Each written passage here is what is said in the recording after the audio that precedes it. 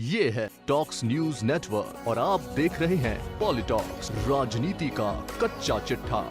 बीते रविवार को जयपुर में हुई कांग्रेस की राष्ट्रव्यापी महंगाई हटाओ महारैली जबरदस्त हिट रही।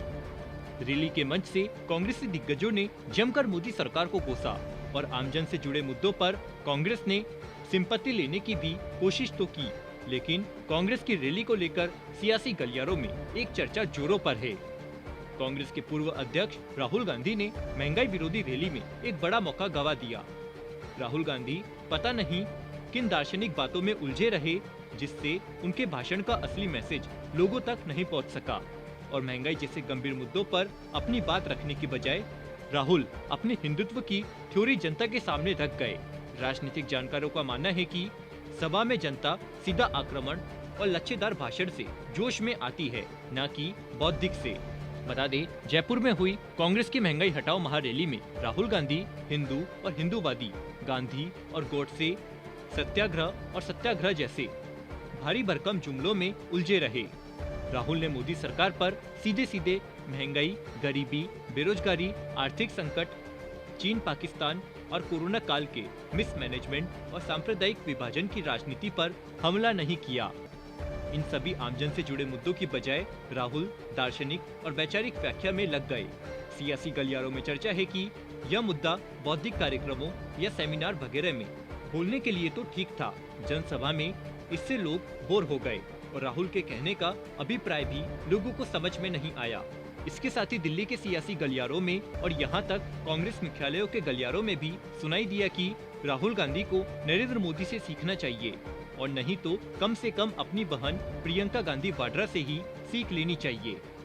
इसी जयपुर की रैली में ही राहुल की बहन और कांग्रेस महासचिव प्रियंका गांधी ने राहुल से पहले भाषण दिया था। प्रियंका ने मोदी और योगी सरकार पर सीधा हमला किया, महंगाई का मुद्दा उठाया और आम लोगों की समस्याएं बताई, लेकिन प्रियंका गांधी किसी दार्शनिक विमर्श में शामिल नहीं हुई।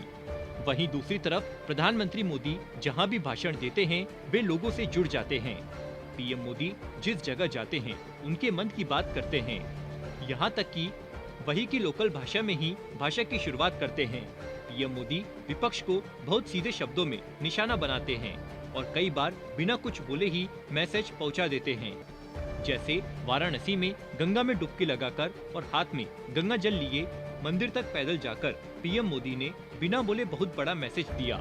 फिर जब बोले तो हिंदू धर्म और भगवान शिव के दार्शनिक पक्ष पर नहीं बोला, बल्कि सीधे सीधे औरंगजेब और सालार मसूद का नाम लेकर सांप्रदायिक विभाजन का दाव चला।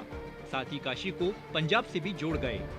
वहीं इसके बिल्कुल विपरीत राहुल गांधी जयपुर में महंगाई के मुद्दे पर हुई इतनी विशाल रैली में महंगाई की जगह हिंदू और हिंदू व्यापी पर अपनी बात कह गए, जिसकी ना तो जनता को उपेक्षा थी, न ही खुद उनकी पार्टी को। इसलिए सियासी गलियारों में राहुल की इस पर तंज कसते हुए कहा जा रहा है कि राहुल गांधी होली पर दिवाली के गीत गाकर चले गए। अब राहुल कब तक ऐसे ही मौका गवाते रहेंगे ये तो भगवान ही जानते हैं। पॉलिटॉक्स ब्यूरो, जयपुर।